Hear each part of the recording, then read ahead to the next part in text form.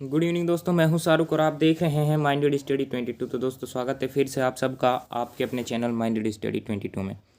तो दोस्तों जैसा कि आप सभी जानते हैं, हमारी कक्षा 11वीं की अर्थशास्त्र चल रही है और अर्थशास्त्र में हम अध्याय नंबर 1 को पढ़ चुके हैं और अध्याय नंबर 2 की ये लास्ट वीडियो है। इसमें हम अध्याय नंबर 2 को कवर कर लेंगे, ठीक है। तो अब इस वाली वीडियो में हम द्वितीयक आंकड़ों के बारे में, वैसे तो हम बहुत कुछ जान चुके हैं, ठीक है। द्वितीयक आंकड़े क्या हैं, इसके गुण क्या हैं, इसके दोष क्या हैं, इसकी उपयुक्तता क्या है, ठीक है। सबके बारे में इससे पहली वाली वीडियो में मैंने आपको बताया था अच्छे से, ठीक है। और उससे पहले भी मैंने आपको बता दिया था इन सब के बारे में। अब देखिए जो द्वितीयक आंकड़े हैं, ठीक है, इनके जो संकलन की विधियाँ, अच्छा देखिए, जो अगर पहली वाली जो वीडियो है, ठीक है, स्टेप बाय स्टेप अगर वीडियो देखना चाहते हो तो आप चैनल की इसी वाली वीडियो की डिस्क्रिप्शन में जाकर वहाँ पे लिंक दिया हुआ है, वहाँ पे भी देख सकते हो, या फिर आप चैनल के बेल आइकन पर क्लिक करोगे तो वहाँ से चैनल की पूरी हिस्ट्री खुल जाती है। वहाँ से आप प्लेलिस्ट पे जाकर वहाँ से भी आप देख सकते हो, ठीक है। तो आप स्टेप बाय स्टेप वीडियो देखा करें, तब अच्छा समझ में आएगा, ठीक है। तो इससे पहले हम इसकी द्वितीयक आंकड़ों के बारे में बहुत कुछ जान चुके हैं, जो भी इसमें जो कुछ आने वाला है वो सब आप जानते हैं। तो आज हम जो इसकी बात कर रहे हैं वो मेनली जो इसका इस वीडियो का फोकस है वो है कि इसके दो अन्य स्रोत हैं, ठीक है। द्वितीयक आंकड़ों को एकत्रित करने के जो अन्य स्रोत हैं, 2-4 स्रोतों के बारे में इससे पहले मैं आपको पढ़ा चुका हूँ, ठीक है। अब 2 स्रोत हैं, ठीक है। वो कौन कौन से हैं? एक तो जनगणना है, ठीक है। एक क्या है? जनगणना है। और एक हो जाएगा तुम्हारा क्या? एक हो जाएगा NSSO, ठीक है। अब ये 2 स्रोत हैं। इन स्रोतों को आप इनको द्वितीयक आंकड़ों के प्रयोग की जो विधियां हैं, द्वितीयक आंकड़ों के जो संकलन की जो विधियां हैं, उनके बारे में बात करेंगे, ठीक है। विधियों के बारे में हम पहले बात कर चुके हैं। कौन कौन सी विधि थी? एक प्रकाशित विधि थी, एक अप्रकाशित विधि थी।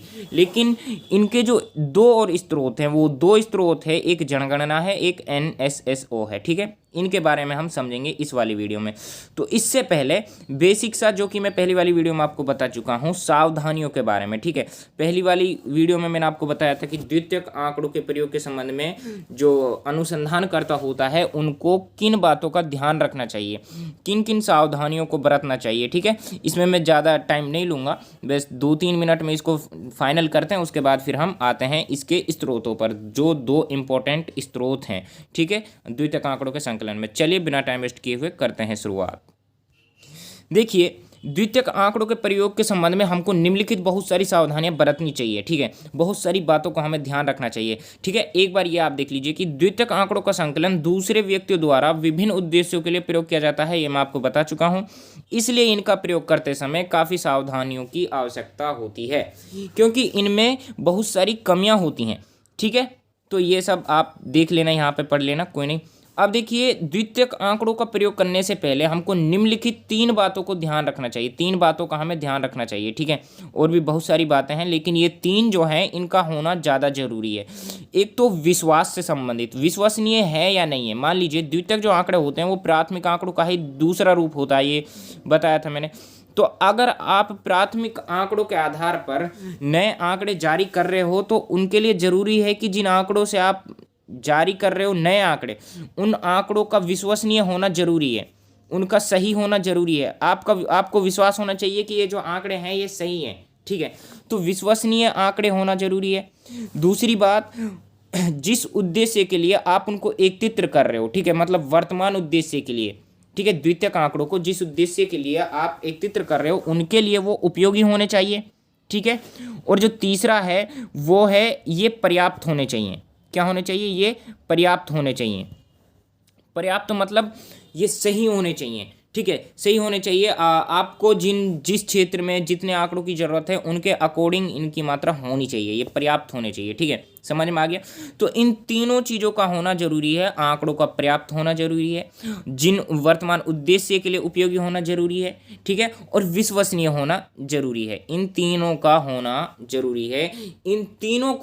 इन तीनों के बारे में एक अनुसंधानकर्ता को, एक द्वितीयक आंकड़ेकर्ता को आंकड़ा एकत्रित करने से पहले इन तीनों के बारे में देखना चाहिए, इन तीनों के बारे में सोचना चाहिए। चलिए अब देखिए इनकी जो सावधानियां हैं, ठीक है। देखिए, द्वितीयक आंकड़ों की विश्वसनीयता, उपयुक्तता और पर्याप्तता की जांच करने के लिए निम्नलिखित बातों को ध्यान रखना चाहिए। अब कौन कौन सी बातें हैं जिन बातों की वजह से हम इन तीनों के बारे में ध्यान रख सके, इन तीनों की जांच कर सके अच्छे से, ठीक है, हम सावधानी बरत सके।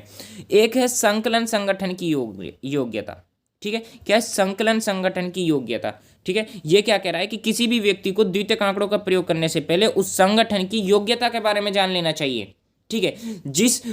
ये देखिए आसान भाषा में मैं आपको बताता हूँ, जिस संगठन, जो संकलन संगठन की बात कर रहा है, ये कह रहा है कि जिस संगठन से, अब क्या है कि द्वितीयक आंकड़ों को बहुत सारे संगठन से आप एकत्रित करते हो, तो जिस संगठन से आप एकत्रित कर रहे हो आंकड़ों को, उसकी योग्यता का आपको ज्ञान होना चाहिए, ठीक है, उसकी योग्यता को आपको ज्ञान होना चाहिए और उनको देखना चाहिए कि जिन आंकड़ों को आप ले रहे हो क्या वो आंकड़े योग्य हैं, जिस उद्देश्य के लिए आप उनको एकत्रित कर रहे हो क्या उस उद्देश्य के लिए वो योग्य हैं, क्या वो अनुभवी हैं, क्या वो पक्षपातहीन हैं, ठीक है। इन सब के बारे में आपको पता होना चाहिए। और दूसरी बात, जिस संगठन से आप आंकड़े एकत्रित कर रहे हो उस संगठन के जो अनुसंधानकर्ता हैं, उन अनुसंधानकर्ता के बारे में आपको ध्यान रखना चाहिए, क्या वो योग्य हैं, ठीक है, उनको अनुभव है या नहीं है, ठीक है, वो पक्षपातहीन तो नहीं है। ये सारी बातों का ध्यान आपको रखना पड़ेगा अगर आप द्वितीयक आंकड़ों को एकत्रित कर रहे हो तो, ठीक है। कोई डाउट? अगर डाउट है तो फटाफट कमेंट कर दीजिए। चलिए इसको और पढ़ लेते हैं। किसी भी व्यक्ति को द्वितीयक आंकड़ों का प्रयोग करने से पहले संगठन की, जहां से आप आंकड़ा एकत्रित करोगे, अब वो क्षेत्र भी हो सकता है, जरूरी नहीं है संगठन ही, क्षेत्र भी हो सकता है, व्यक्ति भी हो सकता है, निजी संस्थान भी हो सकती है, कुछ भी हो सकता है वो, ठीक है, समूह भी हो सकता है। जहां से भी आप जो आंकड़े एकत्रित कर रहे हो उसकी योग्यता के बारे में आपको ज्ञान होना चाहिए। अगर द्वितीयक आंकड़ों की हम बात करें तो जो प्रारंभिक रूप में आंकड़ों का संकलन करता है, आंकड़ों का प्रयोग केवल तभी किया जाना चाहिए यदि आंकड़े योग्य, अनुभवी और पक्षपातहीन अन्वेषकों द्वारा एकत्रित किए गए हों। अन्वेषकों मतलब अनुसंधानकर्ता के द्वारा, जो आंकड़ों को एकत्रित करता है उसके द्वारा एकत्रित किया गया हो, ठीक है। यहाँ तक समझ में आ गया। चलिए अब हम बात करते हैं अगली वाली, इसकी जो इसके लिए हमको जो सावधानियां बरतनी चाहिए उनके बारे में। देखिए टेक्निकल इशू है तो कोई नहीं, टेक्निकल में ये सब हमको थोड़ा करना पड़ता है। चलिए ये क्या कह रहा है कि उद्देश्य तथा क्षेत्र, इन चीज़ों का भी हमें ध्यान रखना चाहिए। अगर हम द्वितीयक आंकड़ों को यूज कर रहे हैं तो उद्देश्य और क्षेत्र के बारे में हमें पता होना चाहिए। पहली बात, आप द्वितीयक आंकड़ों को किस उद्देश्य के लिए एकत्रित कर रहे हो, जिस उद्देश्य के लिए आप एकत्रित कर रहे हो उस उद्देश्य की दिशाओं को याद रखिए और उस उद्देश्य के माध्यम से ही आप आंकड़ों को एकत्रित करिए।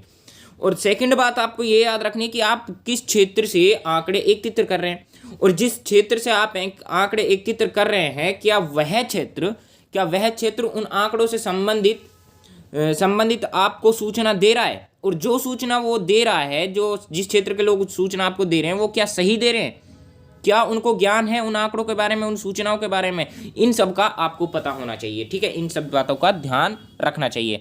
चलिए ये क्या कह रहा है, यह भी सावधानी रखनी चाहिए कि द्वितीयक आंकड़े जब प्राथमिक रूप से एकत्रित किए गए होते हैं, ये तो सब पता है, तो उनका उद्देश्य तथा क्षेत्र क्या था, ठीक है। यदि उनका उद्देश्य तथा क्षेत्र वही है जिसके लिए अब द्वितीयक आंकड़ों का प्रयोग किया जाएगा तो ये आंकड़े उपयोगी सिद्ध होंगे, और इसके विपरीत यदि उनका उद्देश्य तथा क्षेत्र अलग है तो उनका उपयोग करना उपयुक्त नहीं है। हाँ, ये क्या कह रहा है, ये कह रहा है कि जो आंकड़े हैं, जो आंकड़े आप प्राथमिक आंकड़े जिस उद्देश्य के लिए आप एकत्रित कर रहे हो वो उसी उद्देश्य के लिए आप फिर से तो उनको एकत्रित नहीं कर रहे हो, ठीक है। अगर उसी उद्देश्य के लिए आप फिर से एकत्रित कर रहे हो, दोबारा से एकत्रित कर रहे हो, तो वो आंकड़े उपयोगी होते हैं, ठीक है, वो सही साबित होते हैं। अगर उन उद्देश्य को, मान लीजिए एग्जाम्पल मैं आपको देता हूँ, मान लीजिए हमने आंकड़े जारी किए किसके, शिक्षा के, ठीक है, और शिक्षा में हमने आंकड़े किए कि भैया इंडिया की जो साक्षरता दर है वो 76% है, ठीक है। अब 76% दर है, अब इसके अंदर 76% के अंदर हम बांटेंगे कि जो हरियाणा है उसकी साक्षरता दर कितनी है, उसकी भैया मान लीजिए 7% है, ठीक है। केरल की इतनी परसेंट है, ठीक है, केरल की 8% है, ठीक है, केरल की तो 8 लगा लो, जो भी मैं मानने के तौर पे बता रहा हूँ लगा लो। अब इस तरीके से अगर इन आंकड़ों को किसी दूसरे उद्देश्य के लिए एकत्रित किया जाए, ठीक है, तो ये क्या हो जाएंगे, ये इतने उपयोगी नहीं होंगे, ठीक है। ये कहना चाह रहा है कि अगर इन्हीं उद्देश्यों को, जिस उद्देश्य के लिए आपने एकत्रित किया था, उनको फिर से उसी उद्देश्य के लिए अगर एकत्रित किया जा रहा है तो ये उपयोगी भी होंगे और मतलब सही सिद्ध होंगे। ठीक है, समझ में आ गया, कोई डाउट नहीं। अब हम बात करते हैं तीसरे, संकलन की विधि। संकलन की विधि क्या कह रही है कि जब आप आंकड़ों को एकत्रित कर रहे हो तो आंकड़ों को एकत्रित करते समय आपको संकलन के बारे में पता होना चाहिए कि जो आंकड़े पहले संकलित किए थे क्या वो सही है, क्या मतलब क्या उसमें कुछ कमियां तो नहीं है। ठीक है, किस हद तक वो सही है, किसके द्वारा एकत्रित किए गए हैं, कहाँ से एकत्रित किए गए हैं, इन सब बातों के बारे में आपको ज्ञान होना चाहिए संकलन विधि के टाइम में।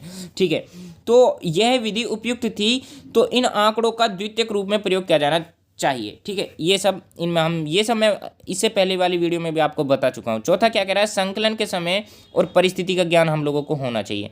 अब संकलन के समय और परिस्थिति की बात कर रहा है कि जब आप आंकड़ों को एकत्रित कर रहे हो तो आपको समय देख लेना चाहिए कि आंकड़े जिस समय में एकत्रित किए गए थे वो क्या सही है। ठीक है, किन परिस्थितियों में एकत्रित किए गए थे, उन परिस्थितियों और समय के अकॉर्डिंग आपको वो देखना चाहिए। ठीक है, उदाहरण के लिए युद्ध के दौरान एकत्रित किए गए आंकड़े शांति के दिनों में उपयुक्त किए गए हैं। ठीक है, और युद्ध के दौरान किए गए आंकड़े और शांति के दिनों में उपयुक्त हों। ठीक है, यह आवश्यक नहीं है, ये जरूरी नहीं है। अब ये कह रहा है कि जो युद्ध के दौरान हमने आंकड़े एकत्रित किए हैं वो जरूरी नहीं है कि शांति के दिनों में सेम हो, शांति के दिनों में उपयोगी हों, वो शांति के दिनों में गलत साबित हो सकते हैं। ठीक है, ये बताना जा रहा है। तो इनके समय और परिस्थिति को हमें ध्यान में रखना चाहिए। अब पांचवी जो क्या कह रही है, इकाई की परिभाषा का ज्ञान हमें होना चाहिए। ठीक है, इसको समझ लेते हैं। संकलित आंकड़ों के प्रयोग करने से पहले हमें यह देख लेना चाहिए कि पूर्व अनुसंधान में आंकड़ों की इकाइयों का जिन अर्थों में प्रयोग किया गया है वे वर्तमान अनुसंधान में प्रयोग की जाने वाली इकाइयों के अर्थ के समान है अथवा नहीं।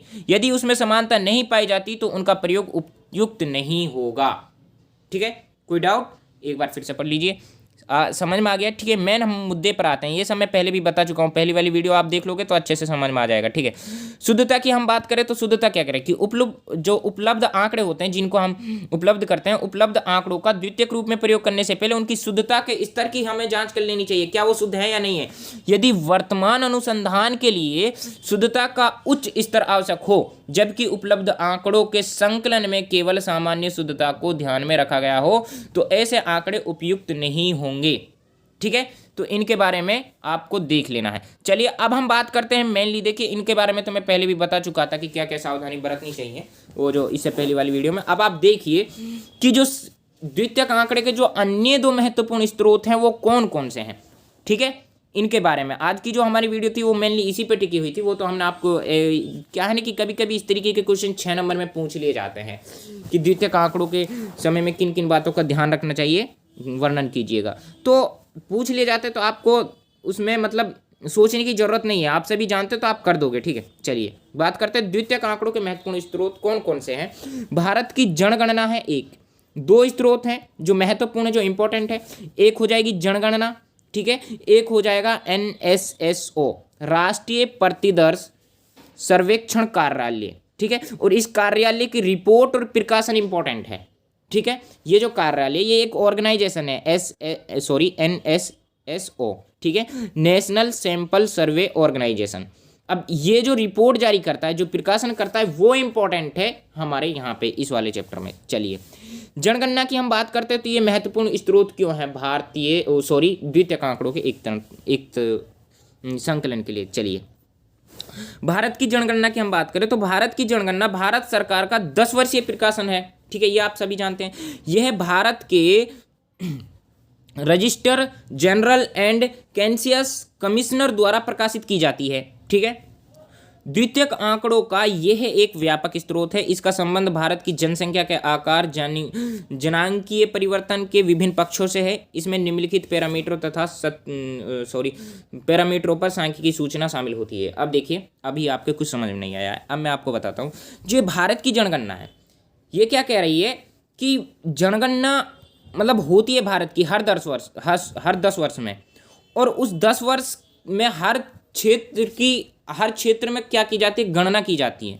ठीक है, शिक्षा के क्षेत्र में, स्वास्थ्य के क्षेत्र में, आर्थिक क्षेत्र में, आर्थिक संसाधनों के क्षेत्र में, पशुओं की, मनुष्यों की, ठीक है, औरतों की, सबकी अलग अलग सबके आंकड़े जारी करता है ये। ठीक है, सबकी जनगणना, इसकी गणना की जाती है।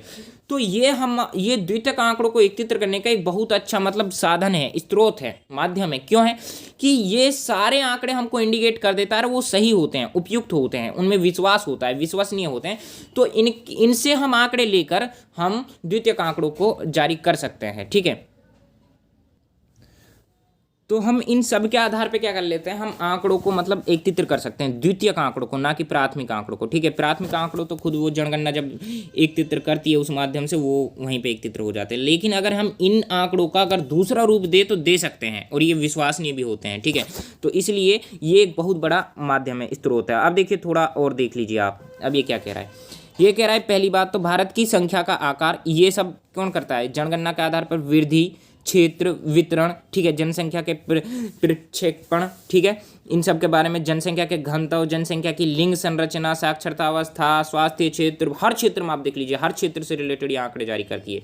ठीक है, आर्थिक आंकड़े, जो ये पैरामीटर मतलब तथ्यों को जारी करती है, और इन्हीं तथ्यों के आधार पर हम द्वितीयक आंकड़ों को एकत्रित कर सकते हैं, इसलिए ये इसका एक महत्वपूर्ण स्रोत साबित होता है भारत की जनगणना। ठीक है, ये आप पढ़ लेना। ठीक है, ये कुछ नहीं है, जो मैं बता चुका हूँ वही सब बताएगा। ठीक है, चलिए अब हम बात करते हैं दूसरा स्रोत। दूसरा स्रोत क्या है, वो है NSSO। ठीक है, अब NSSO के बारे में मैंने आपको बताया। NSSO की पहले तो आप इसको समझ लीजिए, NSSO national sample survey organisation, ये एक संगठन है। ठीक है, राष्ट्रीय प्रतिदर्श सर्वेक्षण कार्यालय है। ठीक है, संगठन है। अब इसका मतलब क्या है, प्रतिदर्श का मतलब है सैंपल, जिसको हम दिखावे के लिए रखते हैं, सैंपल के लिए रखते हैं। सर्वेक्षण मतलब सर्वे करना, ठीक है, गणना करना किसी की। तो इसका जो काम है ये भी गणना करता है, ये भी आंकड़े रखता है अपने पास, बहुत सारी क्षेत्रों को ये कवर करता है। ठीक है, उनके आंकड़े अपने पास रखता है। ठीक है, अपनी रिपोर्ट प्रकाशित करता है ये जो रिपोर्ट प्रकाशित करता है उस रिपोर्ट में ये सारे आंकड़े बताता है। ठीक है, प्रकाशन करता है, इन सब के बारे में ज्ञान होता है। ठीक है, जैसे कि पानी, साफ पानी कहाँ पे है, कितना है, किस क्षेत्र में कितना पानी है, कहाँ पे पानी की खराब स्थिति है, गंदी बस्तियों में कितनी, भारत में कितनी गंदी बस्तियाँ हैं, कितनी सही हैं, कहाँ पे भारत को सरकार को काम करना चाहिए, ये सब। ठीक है, आर्थिक परिवर्तनों के बारे में ये महत्वपूर्ण तथ्य जारी करता है। तो ये हर क्षेत्र में मतलब बहुत सारे वो करता है। अब देखिए किस किस क्षेत्र में करता है, और इन क्षेत्रों से संबंधित अगर हमें द्वितीयक आंकड़े जारी करने हैं तो वो हम कर सकते हैं। देखिए, भूमि के क्षेत्र में, पशु के क्षेत्र में, ठीक है, भवन दशाएं, प्रवास, झुग्गी झोंपड़ियों में रहने वाले लोगों के बारे में, ठीक है, रोजगार संबंधी, बेरोजगार की स्थिति के बारे में, ठीक है, उपभोक्ता के बारे में, ठीक है, इन सब के बारे में ये अपने पास एक रिपोर्ट रखता है, एक सर्वेक्षण करता है। ठीक है, एक सर्वे करता है, और उस सर्वे के माध्यम से बहुत सारा जो आंकड़े हैं, बहुत सारे जो तथ्य हैं, उन तथ्यों को ये अपने रिपोर्ट में प्रकाशित करता है, और उन तथ्यों के आधार पर हम द्वितीयक आंकड़ों को एकत्रित कर सकते हैं। इसीलिए ये क्या बन जाता है, द्वितीयक आंकड़ों का दूसरा महत्वपूर्ण स्रोत बन जाता है, माध्यम बन जाता है, या आप विधि बोल सकते हो, लेकिन विधि नहीं बोल सकते हो, बोल भी सकते हो, कोई दिक्कत नहीं है। आप मेनली इसको स्रोत, माध्यम, ठीक है, तरीका, ठीक है, और विधि क्या होती है, विधि भी एक तरीका ही होती है। ठीक है, तो विधि भी आप बोल सकते हो। ठीक है, चाहे अब क्वेश्चन कैसे भी आ जाए, चाहे विधि बोले, तरीका बोले, जो भी बोले, आपको वो उसी तरीके से, इस तरीके से करना है। ठीक है, तो आशा करता हूँ कि आपके अच्छे से समझ में आ गया होगा, और अगर कोई डाउट है तो आप प्लीज़ कमेंट कर दीजिए, हम आपको कमेंट करके बता देंगे। ठीक है, और अगर वीडियो आपको अच्छी लगी तो प्लीज़ लाइक ज़रूर कीजिए, शेयर कीजिए, और चैनल को सब्सक्राइब करना बिल्कुल मत भूलिएगा। ठीक है, ताकि हर वीडियो का नोटिफिकेशन आपको मिल सके, और चैनल पर न्यू है तो सब्सक्राइब करना बिल्कुल मत भूलिएगा, और शेयर करते रहना। ठीक है, आप सबको बहुत बहुत तहे दिल से धन्यवाद, आपने जो वीडियो है ये पूरे टाइम तक देखी। ठीक है, तो आप सबको दिल से बहुत बहुत धन्यवाद।